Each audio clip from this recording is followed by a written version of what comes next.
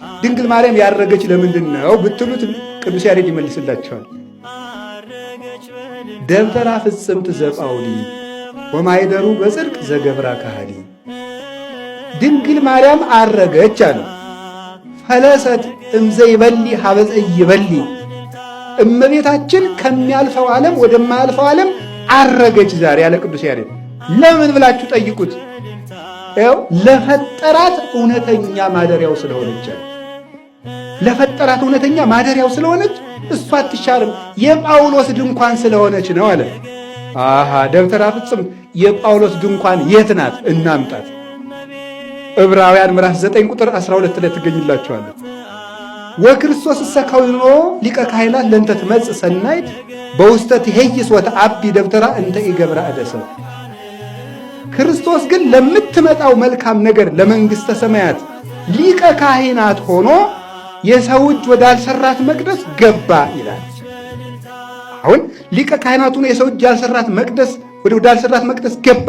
ይሄን ሊቃውንት አራት ትርጉም ሰጥተውታል። የሰው እጅ ያልሰራት መቅደስ አንደኛው መስቀል ነው። እንዴ አይሁድ አይደል የጠረቡት? አይሁድ ለሞት ጠርበውት ክርስቶስ ለሕይወት ስላደረገው እነሱ ባላዘጋጁት መንገድ ስለዋለ የሰው እጅ ያልሰራው ይባላል። ከዛስ ሁለተኛይቱ የሰው እጅ ያልሰራት መቅደስ ድንግል ማርያም። ሌላውን ሰው ፈጥሮታል እንዴ? አልፈጠረውም። እግዚአብሔር ነው የፈጠረው። ግን የሰው እጅ አለበት። የሰው እጅ አለበት ማለት ምን ማለት እንደሆነ ገብቷቸዋል። ሰውን ይሰራዋል፣ ያፈርሰዋል። ድንግል ማርያምን እግዚአብሔር በእጁ ይሰራል። በንጽህና እጆቹ እንዳበጃት እንዳኖሯት የተገኘች ናት፣ ያልተለወጠ። ከዚህ የተነሳ ሊቀ ካህናት ኢየሱስ ክርስቶስ የገባ ግን አለ የሰው እጅ ወዳልሰራት መቅደስ ነው፣ ዘር አውራዙስ ወዳላረፈባት ነው።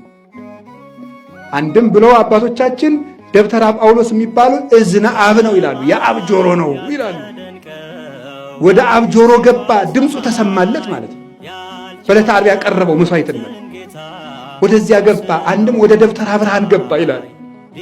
ክርስቶስ ብቻ የገባባት ሊቀ ካህናት ስለሆነች ድንግል ማርያም አለና ቅዱስ ያሬድ ወደማያልፈው ዓለም ያረገችው ድንግል ማርያም ከሞት የተነሳችው የሊቀ ካህናቱ መቅደስ ስለሆነች ነው ብሎ ፍልስል እመቤታችን ያረገችው በዚህ ምክንያት ነው።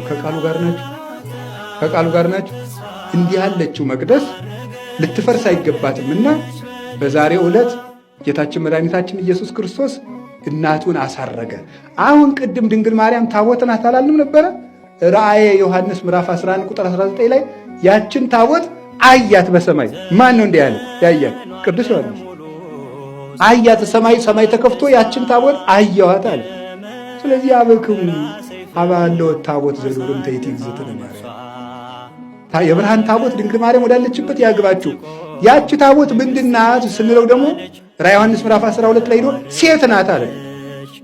ምን ያለች ሴት ናት ብንለው ፀሐይን የለበሰች ሴት ናት። እንግዲህ ፀሐይ ክርስቶስን የለበሰችው ሴት እመቤታችን